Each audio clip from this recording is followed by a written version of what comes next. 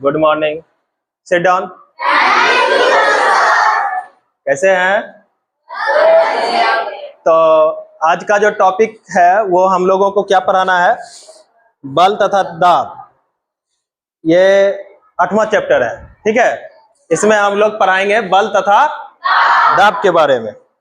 और इसमें एक चीज का हमको ध्यान रखना है कि उसके की ऑफ कॉन्सेप्ट क्या है। किसी भी चैप्टर को जब हम स्टार्ट करते हैं तो उस चैप्टर में स्टार्ट करने से पहले उसका हम लोग की ऑफ कॉन्सेप्ट देखते हैं। क्या देखते हैं? की ऑफ कॉन्सेप्ट का मतलब होता है जो मेन पॉइंट्स होते हैं, जो मेन कंटेंट होते हैं, उसको हम लोग देखते हैं। तो कंटेंट को देखेंगे। सबसे पहले हमको क्या क्या पढ़ना है? की ऑफ कॉन्सेप्ट में बल पढ़ना है, दाब पढ़ना है और अपकर्षण और अभिकर्षण।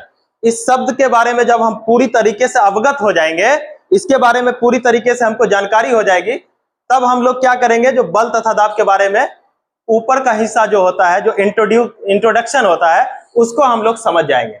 उसके बाद हम चैप्टर के अंदर खाने में चलेंगे और फिर उसको डिटेल से हम लोग पढ़ेंगे। अभी कोई बच्चे लिखेंगे नहीं। हमारा जब तक लेक्चर होता रहेगा, आप मेरे लेक्चर्स को अच्छे से सुनेंगे। अगर आप लेक्चर्स को अच्छे से सुन लेते हैं तो होगा क्या कि आप इस चैप्टर को अच्छे से समझ पाएंगे, फिर आपको याद करने में कोई परेशानी नहीं होगी। तो हम लोग जो है ना, बल के बारे में सबसे पहले जानते हैं। तो बल होता क्या है?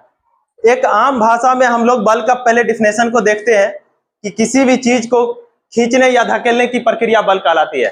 लेकिन जब हम उसको अपने वैज्ञानिक भाषा में चलेंगे तो किसी वस्तु पर लगने वाला धक्का या खिंचाव, अगर कोई वस्तु है उस पर खिंचाव या धक्का, किसी भी चीज, जैसे ये वस्तु है, इसको हम लोग एक वस्तु मानते हैं, इसको हम लोग खिंचाव करते हैं, फिर धक्का देते हैं, खिंचाव करते हैं या धक्का देते हैं। चाहे वो कोई भी वस्तु हो, अगर उसका खिंचाव या धक्का होता है, उसके बाद उसकी गति या आकृति को बदल सकता है। देखो अभी इसकी आकृति अपने जगह पर फिक्स है, जब हम इसको खिंचाव या धक्का देते हैं तो इसकी आकृति चेंज हो रही है ना।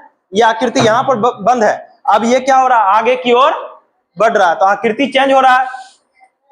तो जिस बल का प्रयोग करने के बाद, खींचने या धकेलने के बाद, उसमें क्या होता है? उसमें यह होता है कि उसके आकृति में भी बदलाव आती है। और जब आकृति में बदलाव आता है तो इसी का नाम हम लोग क्या कहते हैं? बल। जाहिर सी बात है, किसी भी चीज में जब हम बल लगाते हैं तो उसकी आकृति में तो चेंज होती है ना। अभी हम बोल रहे हैं तो हमारा मुंह पटपटा रहा है, हमारा मुंह, एक बार हम सीधा रहे तो हमारा मुंह शांत रहेगा, फिर हम जब बोल रहे हैं तो मेरा मुंह पटपटा रहा है, तो आकृति, मुंह के आकृति में भी चेंजिंग आ रहा है। तो हम जो देख रहे हैं हमारे बॉडी की आकृति में चेंजिंग, हाथ सीधा खड़ा है, फिर हम हाथ को ऐसे कर रहे हैं, तो बल लगा के हाथ को ऊपर कर रहे हैं। जब बल लगा रहे हैं तो हमारे हाथ की आकृति में भी चेंजिंग आ रही है। तो ये सारा चीज जो है चेंजिंग है। जैसे हम लोग देख रहे हैं इस गेट में भी हम जब इसको खिंचाव या धक्का दे रहे हैं तो इसकी आकृति में भी चेंजिंग आ रही है। तो हर वो वस्तु जिसके अंदर हम बल लगाते हैं तो उसके अंदर आकृति में चेंजिंग आती है। तो बल का हम लोग सिंपल सा डिफिनेशन जानते हैं, किसी भी वस्तु को खींचने या धकेलने की प्रक्रिया क्या कहलाती है?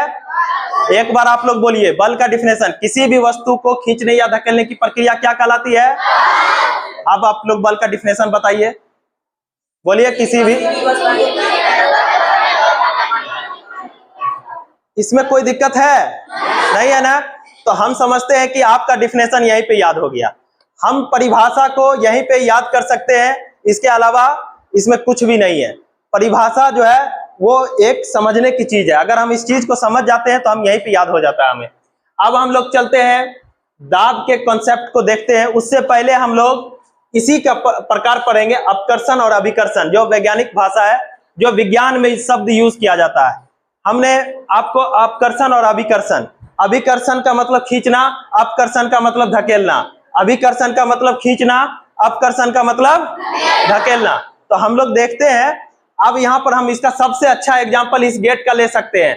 इस गेट का एग्जांपल कैसे ले सकते हैं? देखिए, अपकर्षण, अभिकर्षण, अपकर्षण, अभिकर्षण, अप मतलब धकेलना, अपकर्षण, अभिकर्षण।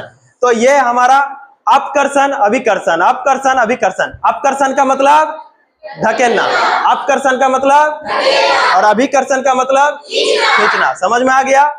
अब ये हम लोग जो है बल के बारे में समझ गए। और अपकर्षण और अभिकर्षण, बल में क्या काम करता है? यही तो काम करता है ना, अपकर्षण और अभिकर्षण ही तो काम करता है बल में। तो ये हम लोग जो है विज्ञान के शब्द के रूप में जाने। उसके बाद हम लोग क्या जानेंगे? दाब के बारे में जानेंगे। दाब क्या होता है? दाब हम लोग प्रेशर जिसको कहते हैं, ठीक है। दाब को क्या कहते हैं?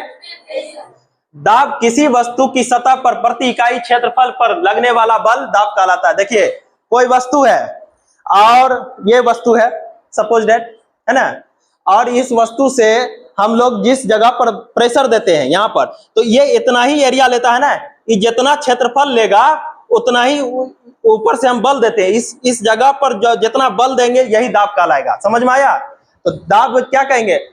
प्रति इकाई क्षेत्रफल पर, मतलब जिस क्षेत्रफल पर हम बल लगाते हैं वही दाब कहलाता है। जिस क्षेत्रफल पर हम बल लगाते हैं वही दाब कहलाता है। समझ में आया? तो दाब किसको कहेंगे? जैसे हम देख लीजिए ये है, अब ये लकड़ी से हम बल लगाते हैं तो बल कितना जगह ले रहा है, जितना जगह ले रहा है उतना ही जगह पर बल लग रहा है। इधर बल लग रहा है, इधर बल लग रहा है नहीं ना? तो इसी यही प्रकार। और एक चीज हम लोग इसमें दाब में पढ़ेंगे, दाब जितना क्षेत्रफल पर लगेगा, जितना क्षेत्रफल पर बल लगेगा वही दाब कहलाएगा। तो प्रति इकाई क्षेत्रफल पर मतलब वही उतना ही जगह पर जितना पर वो बल वर्क करता है, कार्य करता है।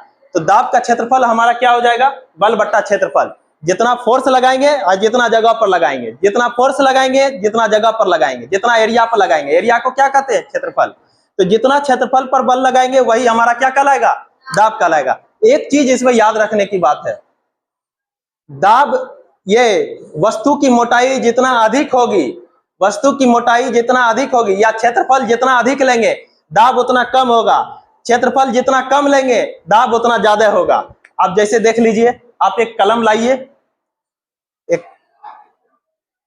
अब हम इस कलम के माध्यम से दाब को बताने का प्रयास कर रहे हैं। आप लोग देखिएगा, ये कलम है ना बाबू, ये कलम को हम लोग क्या करेंगे? इसका अभी जो है क्षेत्रफल बड़ा है, देखिए इसका क्षेत्रफल बड़ा है ना, इसका क्षेत्रफल बड़ा है।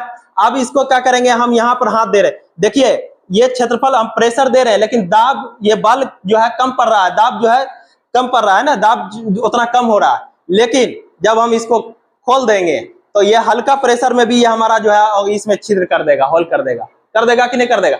इसका मतलब है कि एरिया कम लिया तो दाब ज्यादा हुआ, एरिया कम लिया, क्षेत्रफल कम लिया तो दाब ज्यादा हुआ, और क्षेत्रफल ज्यादा लिया तो दाब कम हो गया। नहीं, एरिया क्षेत्रफल कम लिया तो दाब ज्यादा है, मतलब प्रेशर जो है तुरंत कम कर जा रहा है, लेकिन क्षेत्रफल जब ज्यादा ले रहा है तो दाब कम हो जा रहा है। समझ में आ गया? सही बात है ना? ये नुकीला चीज है ना, इससे ज्यादा जगह कम ले रहा है ना, इसका जगह कम है कि इसका जगह कम है?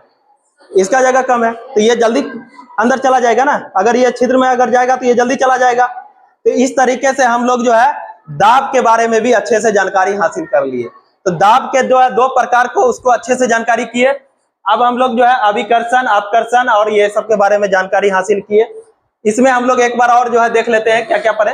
तो बल जो है हम लोग पढ़े, बल क्या होता है? किसी भी चीज को धकेलने या खींचने की प्रक्रिया को बल कहते हैं। धकेलना किसको कहते हैं? अपकर्षण को। धकेलना किसको कहते हैं? अपकर्षण को। और खींचना किसको कहते हैं? अभिकर्षण को। और दाब हमने पढ़ा, जितना क्षेत्रफल पर बल लगता है वही दाब कहलाता है, जितना क्षेत्रफल पर बल लगता है वही दाब कहलाता है। अगर क्षेत्रफल ज्यादा होगा तो दाब कम होगा, अगर क्षेत्रफल अधिक होगा तो दाब अधिक होगा। नहीं, अगर क्षेत्रफल ज्यादा होगा तो दाब कम होगा, अगर क्षेत्रफल ज्यादा होगा तो दाब कम होगा, अगर क्षेत्रफल कम होगा तो दाब ज्यादा होगा। समझ में आ गया? इसी के साथ आज का क्लास हम यहीं पे खत्म करते हैं। Thank you.